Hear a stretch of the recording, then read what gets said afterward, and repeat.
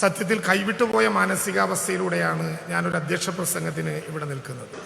പുഞ്ചിരി മറ്റത്ത് ഉയരത്തിൽ പൊട്ടിയ ഉരുളിൽ നിന്ന് തിരിച്ചു വന്ന മനുഷ്യർക്ക് പുഞ്ചിരി തൂകാൻ പറ്റുന്ന ഒരു മുറ്റമുണ്ടാക്കി കൊടുക്കാൻ പറ്റി. കേരളത്തിന്റെ ബഹുമാനപ്പെട്ട മുഖ്യമന്ത്രി സഖാവ് പിണറായി വിജയൻ ഇച്ഛാശക്തിയോടെ പറഞ്ഞു, അവർക്ക് സ്വന്തമായി നാം ഒരു നഗരമുണ്ടാക്കും.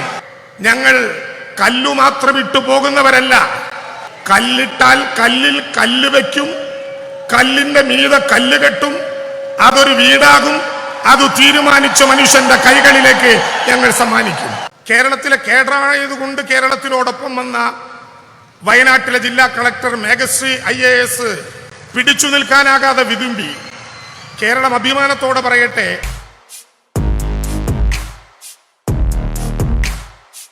വലിയ ആവേശത്തോടു കൂടിയാണ് ഇന്ന് രാവിലെ ഈ പുതിയ നഗരത്തിൻ്റെ മുറ്റത്തേക്ക് സ്ഥിരമായി എല്ലാ മാസവും ഒന്നിലേറെ തവണയോ വരുന്ന ഈ മുറ്റത്തേക്ക് ഇന്നത്തെ ഈ അഭിമാന നിമിഷത്തിന് വേണ്ടി വന്നെത്തിച്ചേർന്നത്. അഭിമാനകരമായിട്ടുള്ള ഈ നിമിഷത്തിൽ വന്ന് നിൽക്കുമ്പോൾ ഇവിടെ എത്തിച്ചേർന്നിട്ടുള്ള വീട് പുതിയതായി ഏറ്റുവാങ്ങുന്ന എൻ്റെ പ്രിയപ്പെട്ടവരായ മഹാഭൂരിപക്ഷം ആളുകളെയും പേരെടുത്ത് വിളിക്കാനുള്ള സ്വാതന്ത്ര്യമുള്ള അമ്മമാരെ, ഉമ്മമാരെ, സഹോദരന്മാരെ, മക്കളെ ഒന്ന് കാണാനായി ആ നിരയിലേക്ക് പോയി. വത്സല ചേച്ചിയും ലത ചേച്ചിയും ഓമന ചേച്ചിയും ശോഭന ചേച്ചിയും ഒക്കെ ഉൾപ്പെടെ അവരെല്ലാവരെയും കണ്ട് അവരുടെ കെട്ടിപ്പിടിച്ചലും കരച്ചിലും കഴിഞ്ഞപ്പോൾ സത്യത്തിൽ കൈവിട്ടുപോയ മാനസികാവസ്ഥയിലൂടെയാണ് ഞാനൊരു അധ്യക്ഷ പ്രസംഗത്തിന് ഇവിടെ നിൽക്കുന്നത്. 2024 ജൂലൈ 30 മനുഷ്യത്വമുള്ള ലോകത്തിലെ ഒരു മനുഷ്യനും മറക്കാൻ വരാത്ത വിധത്തിൽ പുഞ്ചിരിമുറ്റത്ത് 1750 അടി മുകളിൽ പൊട്ടിയ ഒറ്റ ഉരുളിൽ പുന്നപ്പുഴയുടെ തീരത്ത് ഒരു ചതുരശ്ര കിലോമീറ്ററിനകത്ത് 298 മനുഷ്യർ ഭൂമുഖത്തു നിന്നില്ലായ്മ ചെയ്യപ്പെട്ട ആ വലിയ ദുരന്ത നാളുകളിലേക്ക് മനസ്സിലൊരു വേലിയേറ്റം സൃഷ്ടിക്കുന്നത് പോലെ ഒരു തിരയിളക്കം ഉണ്ടായി. ഞാനത് പറയാൻ മുതിർന്നാൽ ഈ അധ്യക്ഷ പ്രസംഗം എനിക്ക് പൂർത്തിയാക്കാനാകില്ല. അത്രയേറെ വികാരപരമായിരുന്നു ആ പ്രശ്നങ്ങൾ. ജൂലൈ 30 ഞങ്ങൾ മന്ത്രിമാർ, ജനപ്രതിനിധികൾ, നിങ്ങളെല്ലാവരും പുന്നപ്പുഴയുടെ തീരത്തെത്തിച്ചേരുമ്പോൾ അപ്പുറത്ത് 512 മനുഷ്യർ പുഞ്ചിരിമുറ്റത്തും മുണ്ടക്കയിലും അട്ടാമലയിലും ആറാമലയുമായി ചൂരൽമലയുടെ തീരത്ത് ഇങ്ങോട്ട് കിടക്കാൻ പറ്റാതെ പുന്നപ്പുഴയുടെ ഭ്രാന്തമായ ഒഴുക്കിൻ്റെ അപ്പുറത്തു നിൽക്കുന്ന കാഴ്ച മുതൽ ഞാൻ ഓരോന്നായി വിശദീകരിക്കുന്നില്ല. 19ഓളം വരുന്ന പട്ടാളവും അർദ്ധസൈന്യവും പോലീസും ഫയർഫോഴ്സും ഫോറസ്റ്റും എല്ലാം ഉൾപ്പെടുന്ന നമ്മുടെ അർദ്ധസൈനിക വിഭാഗങ്ങൾ യഥാർത്ഥത്തിൽ ഈ വയനാട്ടിൽ നിന്നും ലോകത്തിൻ്റെ വിവിധ ഭാഗങ്ങളിൽ നിന്നും എത്തിയ അതിനേക്കാൾ മിലിറ്റൻ്റായ കേരളത്തിൻ്റെ മലയാളിയായിട്ടുള്ള പട്ടാളത്തിന്, സൈന്യത്തിന് തുല്യമായ മനുഷ്യർ, അവരെല്ലാവരും ഒത്തുചേർന്ന് ദിവസങ്ങളോളം നീണ്ട തെരച്ചിൽ പ്രക്രിയയ്ക്ക് നാം നേതൃത്വം നൽകി. ഞാൻ ഇപ്പോഴും ഓർക്കുന്നു, ആ തിരച്ചിൽ ഒരുപക്ഷെ ലോകം കണ്ടതിൽ വെച്ച് ഏറ്റവും ശ്രദ്ധേയമായ ഒരു ദുരന്ത നിവാരണ ഘട്ടമായിരുന്നു. സൺറൈസ് വാലിയുടെ അപ്പുറത്ത് സൂചിപ്പാറയിൽ മനുഷ്യ ശരീരത്തിന് സാദൃശ്യമായ സ്ഥലങ്ങൾ കണ്ടെത്തിയിട്ടുണ്ട് എന്ന് ഹെലികോപ്റ്റർ ദൃശ്യങ്ങളിൽ വ്യക്തമാക്കപ്പെട്ടപ്പോൾ സൂചിപ്പാറയിലേക്ക് നേരിട്ട് പോയിട്ടിറങ്ങാൻ ഒരു സാധ്യതയുമില്ലാതെ വന്നപ്പോൾ ദുരന്ത നിവാരണ പ്രക്രിയയിൽ ഒരു പുതിയ അധ്യായം സൃഷ്ടിച്ചുകൊണ്ട് ഹെലികോപ്റ്ററിൽ കഡാവർ ഡോഗ്സിനെ നേരിട്ടിറക്കി മനുഷ്യഗന്ധം മണത്തെടുത്ത് അവിടെ നിന്ന് കൊണ്ടുവന്ന ശരീരാവശിഷ്ടങ്ങൾ DNA ടെസ്റ്റിന് അയച്ചതുൾപ്പെടെ തെരച്ചിലിൽ ഒരു ലോക മാതൃക ദുരന്ത നിവാരണ രംഗത്ത് സൃഷ്ടിക്കാൻ നമുക്കായി.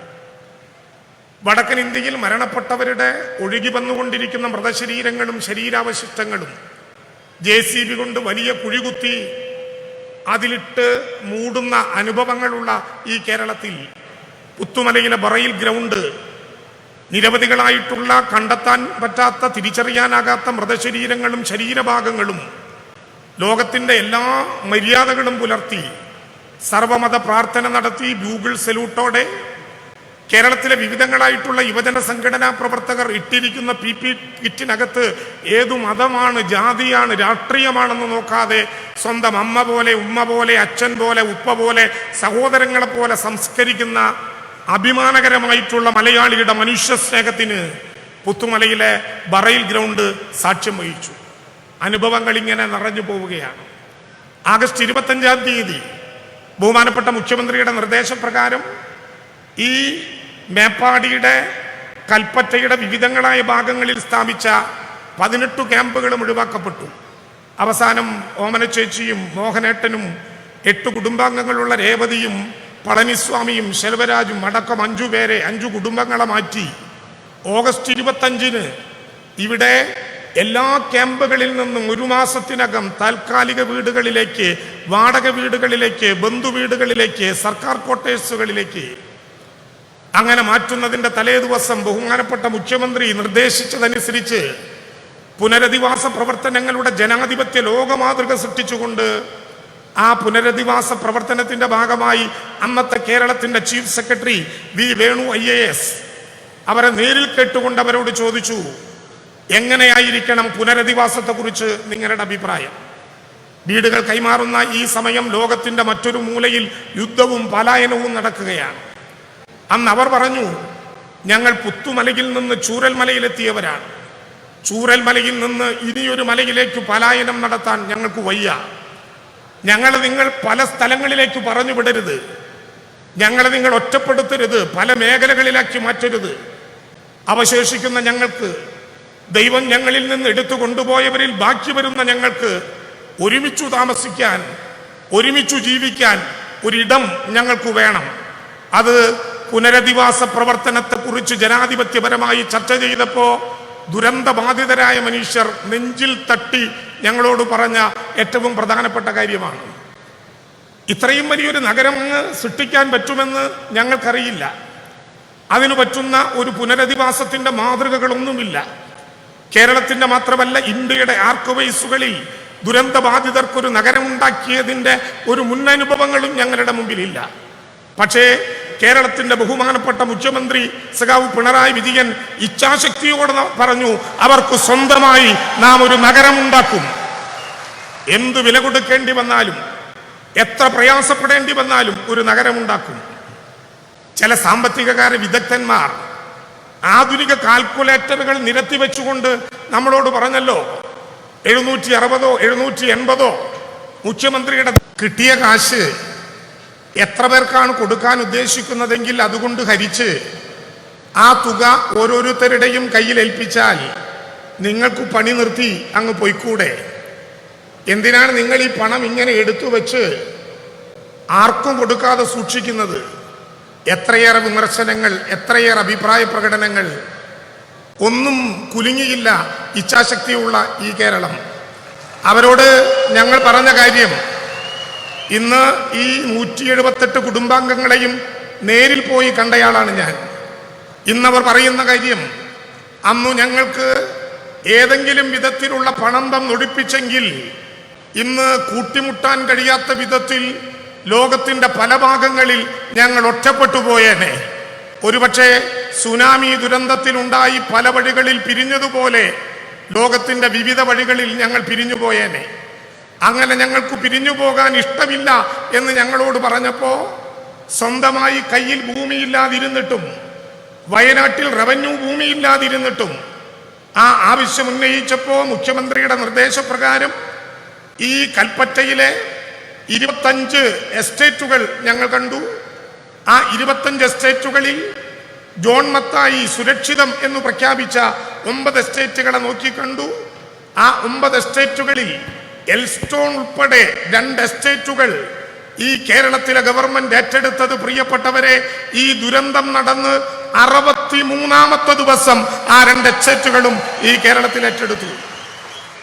ഒക്ടോബർ 4-ാം തീയതി ദിവസം മറക്കാനാകില്ല. ഒക്ടോബർ 4-ാം തീയതി ഏറ്റെടുത്ത ആ ഭൂമി അന്നു മുതൽ പണിയാൻ പറ്റിയിരുന്നെങ്കിൽ 2025 ജൂലൈ 30 ആദ്യത്തെ ദുരന്ത ദിനത്തിൽ എല്ലാവർക്കും ആ വീടുകൾ കൊടുക്കാൻ ഞങ്ങൾക്ക് സാധ്യമാകുമായിരുന്നു. എന്നാൽ ഒക്ടോബർ 4-ാം തീയതി ഈ ഭൂമി ഏറ്റെടുത്തപ്പോൾ ആ ഭൂമി ഏറ്റെടുക്കുന്നതിനെതിരെ കോടതി വ്യവഹാരങ്ങളിലേക്ക് കടന്നു. 2024 ഡിസംബർ 27-ാം തീയതി LAR 2013 അനുസരിച്ച് ഭൂമി ഏറ്റെടുക്കാനുള്ള സർക്കാരിന്റെ നിർദ്ദേശം കോടതി അംഗീകരിച്ചു. പക്ഷേ അപ്പോഴും ഭൂമിയിൽ പണി ചെയ്യാൻ അനുവദിച്ചില്ല. മാർച്ച് 27-ാം തീയതി ഈ നഗരത്തിൽ ബഹുമാനപ്പെട്ട മുഖ്യമന്ത്രി 410 വീടുകളുടെ തറക്കല്ലിട്ടിട്ടും കേരളത്തിലെ ഹൈക്കോടതി വ്യവഹാരങ്ങൾ പിന്നെയും തുടർന്നു. ഏപ്രിൽ 11 രാത്രി വൈകി കോടതി പിരിയുന്നതിൻ്റെ തലേ ദിവസം ഈ ഭൂമി ഏറ്റെടുക്കാനുള്ള തുക നിശ്ചയിച്ച് 2 മണിക്കൂർ കഴിയുന്നതിന് മുമ്പ് ഏപ്രിൽ 11 അർദ്ധരാത്രിയാകുമ്പോൾ ഈ ട്രഷറിയിലൂടെ ആ പണമടച്ചു ഭൂമി ഏറ്റെടുത്തു എന്ന് മാത്രമല്ല, ഒരു ദിവസം പോലും വൈകാതെ ഏപ്രിൽ 13 ആ ഭൂമിയിലെ നിർമ്മാണ പ്രവർത്തനം ഇവിടെ ആരംഭിക്കാൻ വേണ്ടി നമുക്ക് കഴിഞ്ഞു. ആ നിർമ്മാണ പ്രവർത്തനങ്ങൾ ഏറ്റെടുത്തു 10 ദിവസം കഴിയും മുമ്പ് ആരംഭിച്ച മഴയാണിത്. എൽസ്റ്റോൺ എസ്റ്റേറ്റിലെ തേയില ചെടികൾ പിഴുതുകളഞ്ഞ് ചവിട്ടിയാൽ ചേറു താഴുന്ന വഴിയിൽ അന്നു മുതൽ ആരംഭിച്ച നിർമ്മാണ പ്രവർത്തനം. സാധാരണ ഒരു വീട് നിർമ്മിക്കുമ്പോൾ 3 അടി താഴ്ചയിലേക്ക് വാരമെടുത്താൽ മതി. എന്നാൽ ഈ വീടുകൾ നിർമ്മിച്ചത് ഒരു ദുരന്തത്തിനും ഇനി ഈ വീടുകളെ, ഈ മണ്ണിനെ, മനുഷ്യനെ വിട്ടുകൊടുക്കരുത് എന്ന് നിർബന്ധമുള്ളത് കൊണ്ട് ഡിസാസ്റ്റർ എഞ്ചിനീയറിംഗിന്റെ സാധ്യത കൂടി പരിഗണിച്ചുകൊണ്ടാണ് 10 അടി താഴ്ചയിലേക്ക് കുഴിയെടുത്ത് പില്ലറുകെട്ടി അവിടെ തീർക്കുന്ന 410 ഭവനങ്ങൾ. ഒരു കാര്യം ഞാൻ ഉറപ്പിച്ചു പറയാം, ഞങ്ങൾ കല്ലു മാത്രം ഇട്ടു പോകുന്നവരല്ല. കല്ലിട്ടാൽ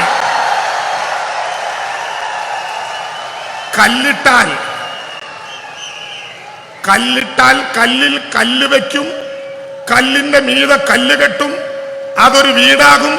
അത് തീരുമാനിച്ച മനുഷ്യന്റെ കൈകളിലേക്ക് ഞങ്ങൾ സമ്മാനിക്കും. ആ അനുഭവത്തിലേക്ക് നാം കടക്കുകയാണ്. 178 ഭവനങ്ങളല്ല, 178 മനുഷ്യ ജീവിതങ്ങൾ.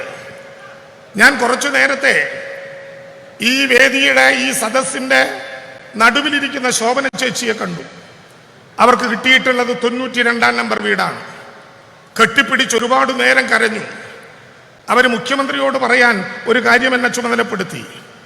എനിക്ക് മരണപ്പെട്ടുപോയ മകളായി ഇനി ഞാൻ ഈ 92-ാം നമ്പർ വീടിനെ കാണും, സ്വന്തമായി നഷ്ടപ്പെട്ട ഒരു മകൾക്കു പകരമായി എന്ന് ശോഭന ചേച്ചി പറഞ്ഞപ്പോ കയ്യിൽ നിന്ന് മനുഷ്യൻ നഷ്ടപ്പെടുക എങ്ങനെയാണെന്ന് നമുക്ക് ബോധ്യപ്പെടാവുന്ന അനുഭവമുണ്ടായി. എങ്ങനെ ഈ വിജയഗാഥ കേരളത്തിന് തീർക്കാനായി? ഒരു നഗരമെന്ന മുൻപരിചയങ്ങളില്ലാത്ത, മുൻ അനുഭവങ്ങളില്ലാത്ത ഒരു നാട്ടിൽ സഹായിക്കേണ്ടവർ പോലും കേന്ദ്ര ഗവൺമെന്റ് അടക്കം ക്രൂരമായ സമീപനത്തോടെ കേരളത്തെ കഴുത്തു പിടിച്ചു ഞെരിച്ചു കൊല്ലാൻ ശ്രമിച്ചപ്പോഴും കേരളം അഭിമാനത്തോടെ പറഞ്ഞിട്ടുണ്ട്, അവസാനത്തെ ദുരന്ത ബാധിതനെ കൂടി പുനരധിവസിപ്പിക്കാതെ ചുരമറങ്ങില്ല ലോകമലയാളം എന്ന യാഥാർത്ഥ്യം. അതിൻ്റെ ഒരു ഘട്ടത്തിലേക്കാണ് നാം കടക്കുന്നത്. 20 വർഷം വരെ ഗ്യാരണ്ടിയുള്ള ഉപകരണങ്ങളോടെ 178 വീടുകൾ, ഓരോ വീടിനും കൃത്യമായ ചുറ്റുമതിൽ, അതിൽ നിന്ന് തുറക്കുന്ന ഗേറ്റ് നേരെ റോഡിലേക്ക്, 35 സോണുകളിൽ എല്ലാ സോണിനും നടുവിൽ ഗ്രീനറി. ഈ നഗരത്തിൽ ഇനി വരാൻ പോകുന്നു കുടുംബാരോഗ്യ കേന്ദ്രം, ഈ നഗരത്തിൽ ഇനി വരാൻ പോകുന്നു ലൈബ്രറി, ഈ നഗരത്തിൽ ഇനി വരാൻ പോകുന്നു മാർക്കറ്റ്, ഈ നഗരത്തിൽ ഇനി വരാൻ പോകുന്നു കളിക്കളം, ഈ നഗരത്തിൽ ഇനി വരാൻ പോകുന്നു പൊതു ഇടം. അതെല്ലാം കൂടി പൂർത്തീകരിക്കുന്നു. ചിലർ ചോദിച്ചു, തെരഞ്ഞെടുപ്പ് വന്നാൽ, കോഡ് ഓഫ് കോണ്ടക്ട് വന്നാൽ ഏതെങ്കിലും വിധത്തിൽ ഈ പണി നിർത്തുമോ? ഈ പണി ഒരു ദിവസം പോലും നിർത്താതെ തുടർച്ചയായി അതിൻ്റെ പദ്ധതി പൂർത്തീകരിക്കും വരെ മുന്നോട്ട് കൊണ്ടുപോകുമെന്ന് മാത്രമല്ല, ഈ ദുരന്ത ബാധിതരിൽ ഇവിടെ പൂർത്തീകരിക്കുന്ന വീടുകളിലേക്ക് വരാനുള്ളവർക്ക് യഥാർത്ഥ കാലവർഷം മഴത്തുള്ളിയായി വയനാട്ടിന്റെ തലയ്ക്കുമീതെ പതിക്കുന്നതിന് മുമ്പ് ഈ വീട്ടിലേക്ക്, ഈ നഗരത്തിലേക്ക് വരേണ്ട അവസാനത്തെയാളുടെ താക്കോലും കൈമാറാൻ കഴിയുന്ന വിധത്തിൽ അഭംഗുരമാ പ്രവർത്തനങ്ങൾ മുന്നോട്ട് പോകും. ഇത് മാത്രമല്ല, ഈ മാസം വരെ 6000 രൂപയുടെ വാടക ഈ ഗവൺമെന്റ് മുടക്കിയിട്ടില്ല. ഈ മാസം വരെ, ഇനി ഈ വീടുകളിലേക്ക് കയറും വരെ അത് തുടരും. 300 രൂപയുടെ ജീവനോപാധി വെച്ച് 9000 വീതം ഒരു വീട്ടിലെ 2 പേർക്ക് കൊടുക്കുന്ന സഹായം അങ്ങനെ തുടരും. 1000 രൂപയുടെ ഫുഡ് കൂപ്പൺ തുടരും. ഇതുമാത്രമല്ല, നഷ്ടപ്പെട്ടതെല്ലാം നമുക്ക് തിരിച്ചു പിടിക്കാൻ പറ്റിയ അനുഭവങ്ങളിലേക്ക്, വെള്ളാർമലയുടെ താഴ്വാരത്തൊരു പള്ളിക്കൂടമുണ്ട് എന്ന് പാട്ടുപാടിയ, പുന്നപ്പുഴയുടെ ഓരം ചേർന്നൊരു പള്ളിക്കൂടമുണ്ട് എന്ന് പാട്ടുപാടിയ ഉണ്ണിമാഷുടെ കുട്ടികൾ പഠിക്കുന്ന വെള്ളാർമലയിലെ സ്കൂള് ഭൂമി ഏറ്റെടുത്തതുപോലെ അവർക്ക് തിരിച്ചു കൊടുക്കുന്നതടക്കമുള്ള പ്രവർത്തനങ്ങളിലേക്ക് അഭംഗുരം നാം മുന്നോട്ട് പോവുകയാണ്. ഈ പ്രവർത്തനം കേരളം ഒരു മനസ്സായി നടത്തിയതാണ്. ഏതെങ്കിലും ഒരു വിഭാഗത്തിൻ്റെ, ഏതെങ്കിലും ഒരു നിറത്തിൻ്റെ, ഏതെങ്കിലും ഒരു ഭരണകൂടത്തിൻ്റെ മാത്രം സ്വത്തല്ല. കേരളത്തിലെല്ലാവരും, പക്ഷമുള്ളവരും ഇല്ലാത്തവരും എല്ലാം അടങ്ങുന്ന കേരളം. ഈ നഗരത്തിലേക്ക് ഇങ്ങനെ ഒരു ആലോചനയിലേക്ക് വരാൻ എന്തു ധൈര്യം നിങ്ങൾക്ക്? മലയാളി മാത്രമല്ല, കഴിഞ്ഞ ദിവസം നമ്മളൊരു ചിത്രം കണ്ടു. ആവന്തിക ഈ കൂട്ടത്തിലുണ്ടാകും എന്ന് ഞാൻ കരുതുന്നു. ആവന്തിക അവളുടെ വീടിൻ്റെ കൂപ്പൺ എടുത്ത് അത് നേരെ ജില്ലാ കളക്ടർക്ക് നേരെ തിരിച്ചു കാണിച്ചു അഭിമാനത്തോടെ. ഞങ്ങൾ അവസാനം അവതരിപ്പിച്ച നാറ്റിവിറ്റി കാർഡ് അനുസരിച്ച് ജില്ലാ കളക്ടർക്ക് നാറ്റിവിറ്റി കാർഡ് കൊടുക്കാൻ പറ്റൂല. ജില്ലാ കളക്ടർ കേരളീയനല്ല. പക്ഷേ ആവന്തിക ആ ടോക്കൺ എടുത്ത് കളക്ടറെ കാണിച്ചപ്പോൾ കേരളത്തിലെ കേഡറായതുകൊണ്ട് കേരളത്തിനോടൊപ്പം വന്ന വയനാട്ടിലെ ജില്ലാ കളക്ടർ മേഘശ്രീ IAS പിടിച്ചു നിൽക്കാനാകാതെ വിതുമ്പി. കേരളം അഭിമാനത്തോടെ പറയട്ടെ, മലയാളത്തിൽ ജീവിക്കുന്നവരും മലയാളത്തെ സ്നേഹിക്കുന്നവരുമായ അതുപോലെ ലക്ഷക്കണക്കായ മനുഷ്യരുടെ കണ്ണിലെ പവിത്രമായ ഈ കണ്ണീർ തുള്ളികളുടെ കരുത്താണ് കേരളത്തിലെ ഗവൺമെന്റിന് ഇത്തരം ഒരു ഇച്ഛാശക്തി ഏറ്റെടുക്കാനും അത് പൂർത്തീകരിക്കാനും സാധിച്ചത്. ഞാൻ അവസാനിപ്പിക്കുന്നു. പുഞ്ചിരിമറ്റത്ത് 1750 അടി മുകളിൽ പൊട്ടിയ ഒറ്റ ഉരുളിലാണ് 298 പേരെ നമുക്ക് നഷ്ടപ്പെട്ടത്. പുഞ്ചിരിമറ്റത്ത് ഉയരത്തിൽ പൊട്ടിയ ഉരുളിൽ നിന്ന് തിരിച്ചു വന്ന മനുഷ്യർക്ക് പുഞ്ചിരി തൂകാൻ പറ്റുന്ന ഒരു മുറ്റമുണ്ടാക്കി കൊടുക്കാൻ പറ്റി എന്ന ആത്മവിശ്വാസത്തോടെയാണ് ഈ ഗവൺമെന്റ് ഈ വീടുകൾ പൊതുസമൂഹത്തിന്റെ മുമ്പാകെ സമർപ്പിക്കുന്നത്. ആത്മാഭിമാനത്തോടെ എല്ലാ ഘട്ടങ്ങളിലും. ജൂലൈ 30 രാവിലെ പുലർച്ചെ 3:50 ബഹുമാനപ്പെട്ട മുഖ്യമന്ത്രി ഫോണിൽ എന്നെ വിളിക്കുന്നത്. എന്നെ മാത്രമല്ല, ഈ ഇരിക്കുന്നതിൽ പലരെയും. പുലർച്ചെ 3:50 ഉരുളുപൊട്ടി മിനിറ്റുകൾക്കകം കേരളത്തിന്റെ മുഖ്യമന്ത്രി എഴുന്നേറ്റിരുന്ന പ്രവർത്തനങ്ങൾക്ക് നേതൃത്വം നൽകി. കൂട്ടിച്ചേർക്കാവുന്ന എല്ലാവരെയും കൂട്ടിച്ചേർത്തു, ഒപ്പം നിർത്താവുന്ന എല്ലാവരെയും ഒപ്പം നിർത്തി. മനുഷ്യനായി മണ്ണിൽ ജീവിച്ചവന്റെ വികാരങ്ങൾ പൂർണ്ണമായി ഇതിനോടൊപ്പം ഉണ്ടായി. ഞങ്ങൾ പറഞ്ഞു, ഈ നഗരത്തിലേക്ക് സംഭാവന ചെയ്ത എല്ലാവരുടെയും പേരുകൾ ഓരോ വീടിൻ്റെയും മുമ്പിൽ പ്രദർശിപ്പിക്കുകയല്ല, ഇവിടെ വയ്ക്കുന്ന ഒരു പുതുശിലയിൽ അവരുടെ എല്ലാം പേരുണ്ടാകും.